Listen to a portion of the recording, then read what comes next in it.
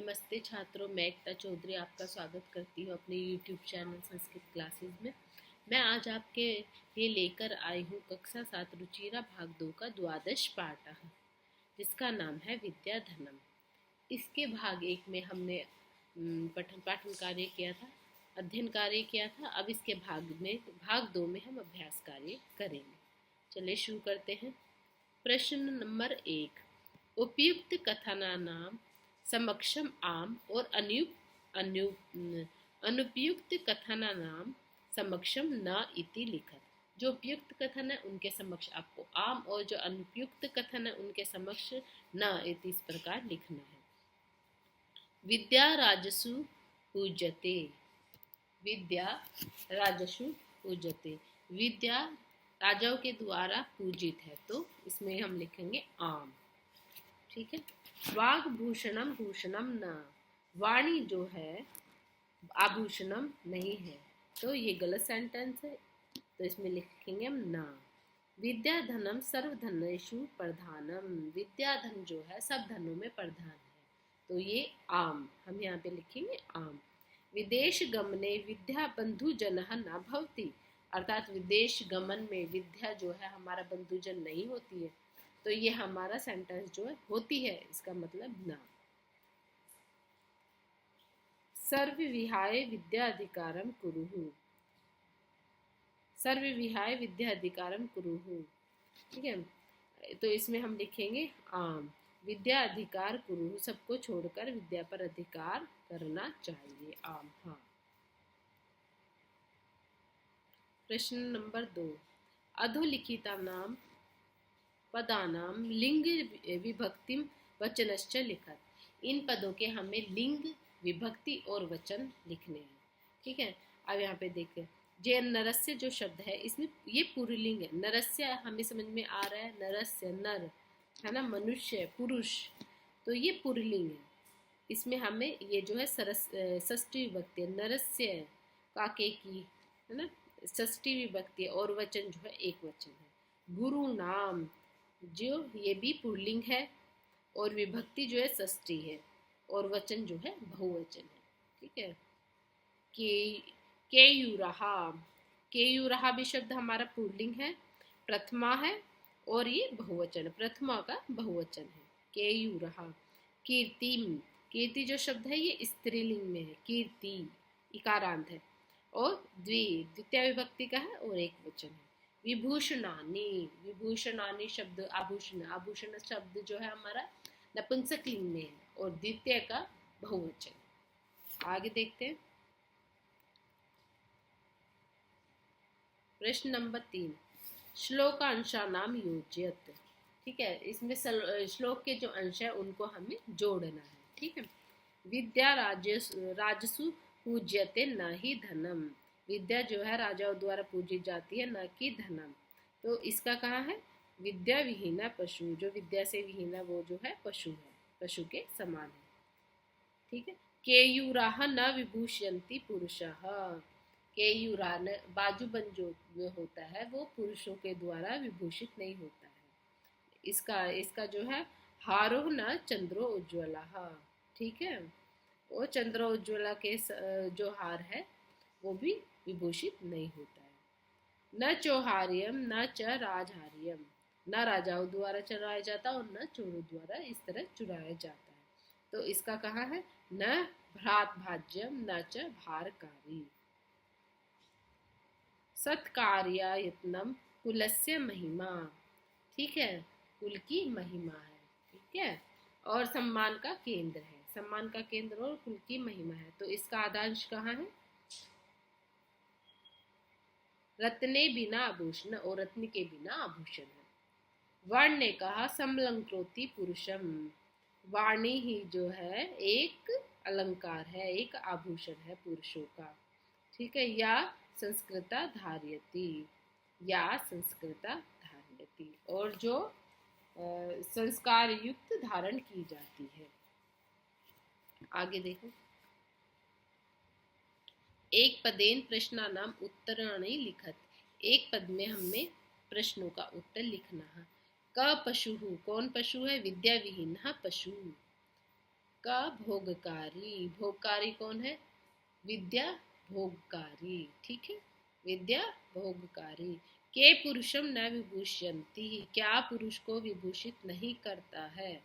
तो केयूराहा पुरुषम न विभूषयति, केयूराहा मतलब बाजूबंद पुरुषों को न विभूषयति विभूषित नहीं करता है। क एकः पुरुषम समलंकृति, किसके द्वारा पुरुष जो है अलंकृत होते हैं? तो वाणी एका, वाणी ही एक ऐसा है जो जिसके द्वारा पुरुष जो है अलंकृत होते हैं, अच्छे लगते हैं। कानि शीयन्ते, कानि क्या नष्ट हो जाते हैं? अखिलम भूषणानि, जो संपूर्ण आभूषण है वो तो नष्ट हो जाते हैं, बस वाणी ही एका पुरुष है, जो वाणी ही है जो पुरुषों को अलंकृत करती है। प्रश्न नंबर 5, रेखांकित पदानि आधिकृत्य प्रश्न निर्माणम कुरु। अब यहाँ पे एक पद में हमें उत्तर देना था, ठीक है। अब यहाँ पे हमें प्रश्न निर्माण करना है। विद्या विहीनम नरः पशु अस्ति, विद्या विहीन जो है पशु है। कौन विद्या विहीन नर, कौन विद्या विहीन नर पशु है? ठीक है, तो हम लिखेंगे का, कौन पशु है? तो विद्या विहीन नरः, विद्या विहीन कह पशु भवति, ठीक है। विद्या राजसु पूज्यते, विद्या जो है राजाओं द्वारा पूजित है। तो कौन पूजित है? राजाओं के द्वारा किसको पूजा जाता है? तो ठीक है, का विद्या, का राजसु पूजते, विद्या के द्वारा कौन पूजित है? तो यहाँ पर का शब्द बनेगा, का प्रश्न है ना। चंद्रोज्ज्वलाहारा पुरुषम न अलंकृवन्ति, ठीक है। चंद्रोज्ज्वला हार जो है न अलंकृति, पुरुषों को अलंकृत नहीं करते हैं। तो कौन नहीं करते हैं? के हारा, क्या अलंकृत नहीं करते हैं? तो इसमें प्रश्न बनेगा चंद्रोज्ज्वला के पुरुषम न अलंकृति। पिता हिते नियुक्ते, पिता हिते नियुक्ते, हिते नियुक्ते, पिता जो है कौन हिते नियुक्ते? पिता हिते नियुक्तम, पिता हमें हितकारी कार्यों में नियुक्त करते हैं। तो कौन नियुक्त करते हैं? पिता। तो यहाँ पर आएगा कहन हिते नियुक्ते, कौन नियुक्त करते हैं।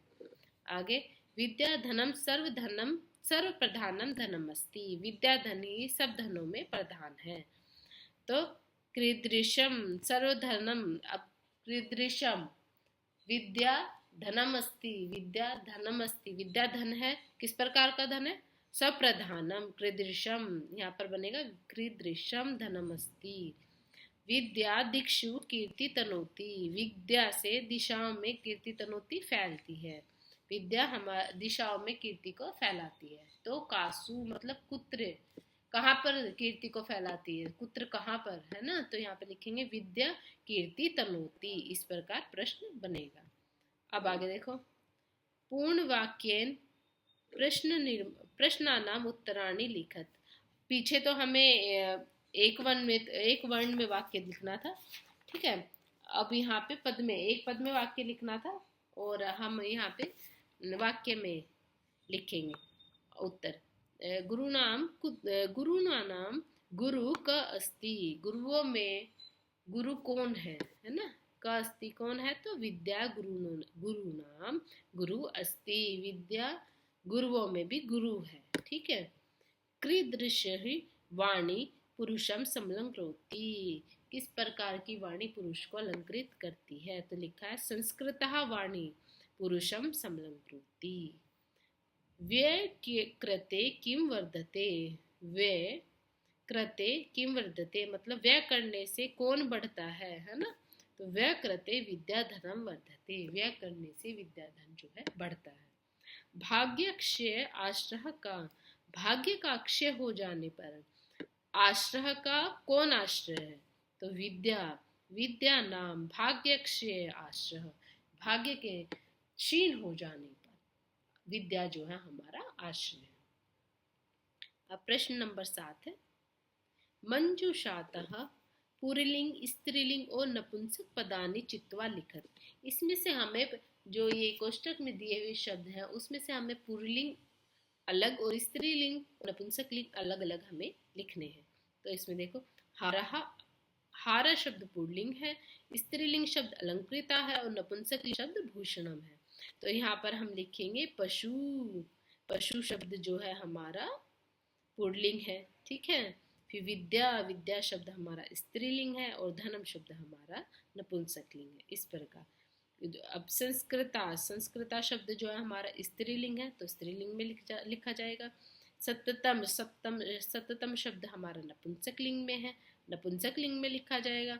और कुसुमम, कुसुमम शब्द जो हमारा है वो भी नपुंसकलिंग में है तो नपुंसकलिंग लिखा जाएगा। और मूर्धजा, मूर्धजा ये शब्द हमारा पुल्लिंग है तो यहाँ पर आएगा, पुल्लिंग में आएगा। पशु, पशु शब्द हमारा पुल्लिंग है। गुरु, गुरु शब्द भी हमारा पुल्लिंग है। और रति, रति शब्द जो हमारा स्त्रीलिंग है, ठीक है। अलंकृता, रति, विद्या और संस्कृता ये शब्द जो है हमारा स्त्रीलिंग है। आगे देखते हैं। अच्छा, इसके साथ ही हमारा जो ये पाठ 12वां है ये समाप्त होता है। इसके अब आगे हम क्लास 7 का 13वां पाठ